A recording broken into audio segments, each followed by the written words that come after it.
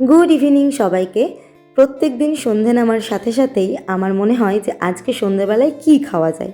আজকে মনে হওয়ার সাথে সাথেই বানিয়ে নিয়েছিলাম ঘরে থাকা জিনিসপত্র দিয়ে ঘরোয়া উপায়ে আলু কাবলি। সবার প্রথমে আমি একটা বোল নিয়ে নিয়েছি, তার মধ্যে দিয়ে দিয়েছি সিদ্ধ করা আলু, দিয়ে দিয়েছি পেঁয়াজ কুচি, টমেটো কুচি, আদা কুচি, শসা কুচি, দিয়ে দিয়েছি সিদ্ধ করা মটর, শুকনো খোলায় ভাজা জিরের গুঁড়ো, শুকনো খোলায় ভাজা ধনের গুঁড়ো, চাট মশলা, বিট নুন। ফুচকার দোকান থেকে এই টক জলটা দিয়েছিল, আমি বাছিয়ে রেখেছিলাম, সেটাও দিয়ে দিলাম। যদি এটা না থাকতো তাহলে আমি তেঁতুল ভিজিয়ে তেঁতুল ভেজানো জলটা দিয়ে দিতাম। তারপর একটু ভালো করে মাখাচাকা করে আমি দিয়ে দিলাম টক ঝাল মিষ্টি চানাচুর। আমি অনেক রকমের টক ঝাল মিষ্টি চানাচুর খাই, তার মধ্যে খাইটাই আজকে দিয়েছি। তো আমার কিন্তু মিক্সিং করা হয়ে গেছে, দেখতে কেমন হয়েছে জানি না, তবে খেতে কিন্তু অসাধারণ। Hello everyone, good evening. প্রত্যেক দিনের মতো আজকেও ঋষভের ম্যাম বিকালবেলা পড়াতে এসেছিল এবং পড়িয়ে যাওয়ার পরে আমরা সবাই মিলে বেরিয়েছিলাম কিছু কেনাকাটা করতে। তো কী কেনাকাটা করতে গেছিলাম সেটা তোমরা পরের ভিডিওতে জানতে পারবে, এবং তার সাথে আরও দুটো জিনিস কিনে এনেছি, সেটা ঋষভের জন্য।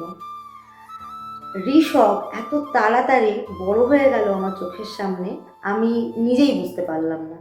আমি এখনও মলে গিয়ে, দোকানে গিয়ে, জুতোর দোকানে গিয়ে সব ছোটো ছোটো জিনিস পছন্দ করি। তারপরে যখন ঋষভকে পড়াতে যাই দেখি যে ছোটো হচ্ছে, মানে আরও বড় বড় সব জিনিস লাগছে ওর। মানে আমার চোখের সামনে দিয়ে আমার সেই ছোট্ট ছেলেটা কিভাবে এত বড় হয়ে গেল আমার কল্পনার বাইরে। তো তোমরা হয়তো জানো না, আমার ছেলে রেগুলার স্কুলে যেত না। আমার লাইফে অনেকগুলো প্রবলেম একসাথে চলে আসায় আমার ছেলে রেগুলার স্কুল যাওয়াটা বন্ধ ছিল। স্কুলে ওইভাবেই কথা বলা ছিল যে আমার ছেলে স্কুল কন্টিনিউ করতে পারবে না, এক্সামের টাইমগুলো এক্সাম দিতে আসবে, এভাবেই একটা অ্যাপ্লিকেশন করা ছিল। তো যেহেতু আমার ছেলে রেগুলার স্কুল যেত না, তাই স্কুলের ড্রেস বলো, স্কুলের শু বলো, স্কুলের কেস বলো, এগুলোর সাথে আমাদের যোগাযোগও ছিল না। রিসেন্ট যখন ও এক্সাম দিতে যাচ্ছে, 2-3 দিন ধরে দেখছি ওর শুটা খুব টাইট হচ্ছে, তাহলে কেসটাও টাইট হবে। তো সেই জন্যে আজকে ওর জন্য এই যে একটা শু আর একটা কেস কিনে নিয়ে এসেছি। তো তোমাদের সাথে যেহেতু সব কিছুই শেয়ার করি, এই মুহূর্তটাও শেয়ার করে রাখি। তো সবার প্রথমে এরকম ব্ল্যাক কালারের বুটস ওদের স্কুলে রয়েছে, এটা মানডে টু থার্সডের জন্যে এইরকম বুট। আর রয়েছে এই যে রয়েছে হোয়াইট কালারের কেস, এইটা ওদের ফ্রাইডের জন্য। ফ্রাইডে হচ্ছে পিটি ডে, তো সেই জন্যে ওই সেদিনকার ড্রেসও হচ্ছে ফুল হোয়াইট, অ্যান্ড এই মানে কেসটাও সাদা, তো পুরো গেট আপটা হচ্ছে সাদা। তো এই দুটো আজকে ঋষভের জন্য কিনে আনা হয়েছে। তো এটাও আবার হয়তো 1 বছর পরে গিয়ে ওর পায়ে আর হবে না, বড় হয়ে যাবে। মানে আমার ছেলে আমার এখন এখানে, আর 2 বছর পরে মানে ও 10 বছর হলে আমাকে ছাড়িয়ে যাবে মনে হয়।